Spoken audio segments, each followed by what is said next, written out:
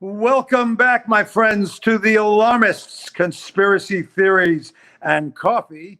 I've had plenty of coffee, as you can tell by my energy level, but today is going to be a very, very special show. I have an extraordinary human being who is my guest, Chip Deffaa. This man was a journalist for the New York Post for 18 years, the jazz, cabaret, and theater writer for them. He's an American author, a playwright, a jazz historian, a lecturer, a songwriter, a director, a producer of plays, and a producer of recordings. Think that's enough? Think the guy's busy? He's incredible. Let you meet him. Chip Deffaa, welcome to my show. Welcome, Jesse. I hope I can live up to that billing, and that's going to be a lot of pressure. That's okay, man. I'm sending the bill in the mail as we speak. Thank you. You're amazing, man. You have no fear. You have plenty of ambition. I mean, to do all the things that you've done in this environment. First of all, to make it as a writer, to make it in the world of entertainment, it's a daunting task. The odds are against you, and yet you've done so many things. What's your secret? My dad was so great. He used to say to me, he spent his whole life doing jobs he hated. And he used to say, don't make that mistake. Just do things you love. Don't worry if you make a dime, you'll be happier. And he says, then the money will find you. You'll be happy and follow your heart. That money's going to find you. And I thought, I'll just gamble. And it did. I wrote that play, George M. Cohan at Night. I thought nobody but me and my parents would care about it. And it wound up New York, New Orleans, Hollywood, London, Seoul, everywhere, all over the place. And it was basically an expansion of a paper I wrote in third grade. So I don't know how the success happens, but it's just fun. An expansion of a third grade essay? No way. When I was in third grade, I watched Yankee Doodle Dandy on TV. I was so enthralled. I started looking up George M. Cohan in the encyclopedia. I write a 10-page paper unsolicited to my teacher, third grade teacher. I had never done a report in my life. 10 pages on George M. Cohan. My parents saved it. My brother starts finding me like books on Cohan, sheet music, things. It starts this lifelong obsession.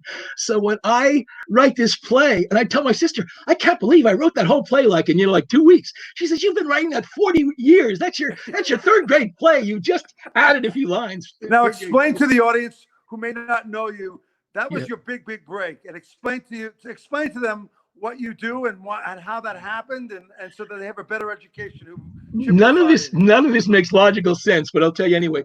I was writing for the New York Post, and I covered entertainment, and I keep meeting all these friends who were like saying they were in the arts. Maybe they were a choreographer or a dancer, singer, a playwright. They say, I can't get a break. Nobody will ever produce my work. It'll never get seen. And we were all having fun together, just casually talking. And I said, I'm going to run a little theater festival for you guys. I have some money in my savings, and we'll present all of your works that you can't get produced, and it'll be on my dime if I lose it. So for 6 weeks, I had over 25 productions running in this Chip Deffaa Theater Festival. And then some people would drop out. They didn't get the work done, or there'd be a blank space in the thing. So I'd start writing little shows to fill up a blank hole in my schedule. So I'm doing a show on George M. Cohan, a show on gay songs, a show on Kander and Ebb, a show on whatever it was. And they're a Johnny Mercer. And I'm writing like a maniac just quickly. I start rehearsing this Cohan thing. I'm going to put it in rehearsal, writing it as we're rehearsing it. You know, there's not a finished script until like a minute before the first performance. So every day at this festival, you never knew what was going to hit you square between the eyes. It was crazy, but it was fun. It was like I had 200 volunteers working under me. I had people, I don't know. If you ask, there are people in this city who will volunteer. If you say I'm doing a festival, this one says, I'd be glad to work on lights. I'd be glad to be a stage manager. I'd be glad to be a house manager. Here, let me send you a play. People materialize, and they're going to do publicity. We had, and I did as a fundraiser for Broadway Cares Equity Fights AIDS, and I'm writing them out checks for thousands of dollars because people are buying tickets, and it was not to make me money. I lost money on it. But I hate to segue into a sad story, but I know that you were close with Nick Cordero, and we all know what just happened. If you'd want to, I'd like to get your comments about him. He was an amazing man. His wife Amanda was amazing, and they just had such a positive influence on so many people in such a short period of time. I would love you to comment, to give me your, I your think input I on think this. that story touched so many people because a couple of things. They were young. He was healthy, had no pre-existing conditions. So at first, when you were hearing about COVID-19, you're thinking it's got to be somebody like an old man. You know what I mean? And he was a guy who was healthy, could have been anybody. And there was his wife poignantly every day praying for that miracle to come back. And every day the news was worse from the doctors. And I'm picturing um, that a few months ago, a guy's in total health. Before this pandemic, he was out in Los Angeles. He was supposed to do Rock of Ages in Los Angeles. He'd done it in New York. It was a big Broadway musical. They were going to do it there. And they were like staying in Los Angeles. And then the job stopped because of the pandemic. But nobody imagined, and they were staying in Randy Braff's guest house, and he'd been a co-star with them in Bullets Over Broadway. But you look at like the whole future's going to open up to you. You're going to be doing a big show in Hollywood, and you don't know. Well, he was only 41 years old. Yeah, I mean, yeah, he had yeah. such an impact. Chip, he had such an impact.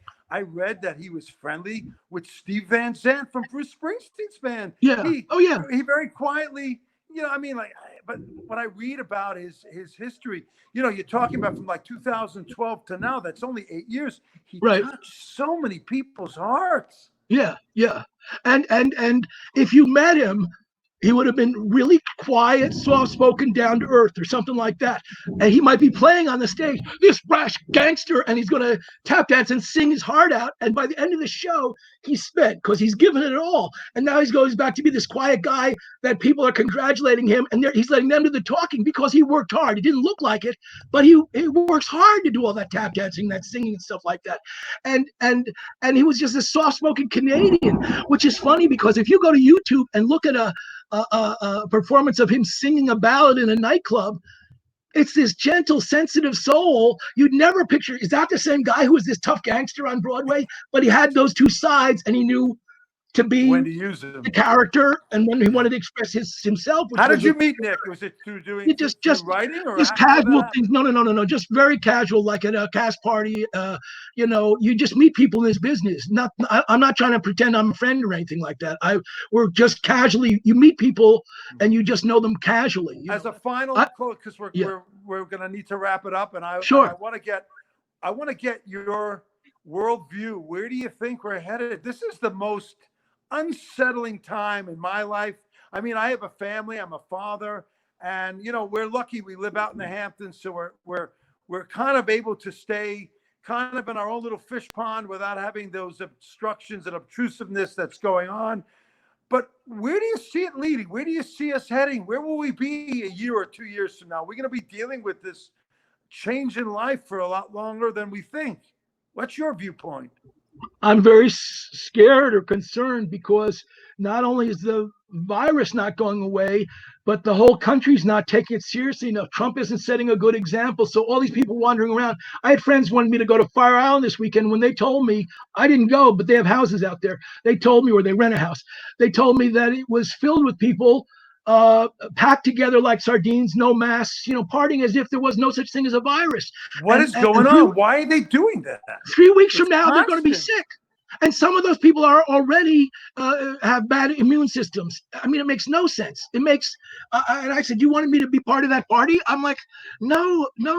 But unless the country gets it together, I had a friend wanted to add me, a person wanted to add me as a Facebook friend today. And the first page when I looked at his post was like, no one's ever going to get me to wear a mask. My Walmart said no mask, no entry, no more Walmart for me. And I'm like, we got this stupidity. I didn't want to add him as a friend just because he refuses to wear a mask. I'm like, oh my God, that doesn't make sense. We're going through the same thing. It's defensive hardball out there. We know people that they want to get together and they're kind of like throwing themselves at us because they want us to act normal. To remove the fear. You know what? The fear, and then there are people screaming about their rights. You know what your right is? Your right is to stay alive. That's your right. And your right is to let the person next to you stay alive. I can't top that, Jesse. You said it all right there. Yeah, and that's it. Chip Deffaa, the great Chip Deffaa. I'm telling you, man, you are amazing. The great Jesse. Thank you so much. The quickest 30 minutes ever. I had fun. You are great. Thank you so All right, much. thank you, man. To be continued. Sure.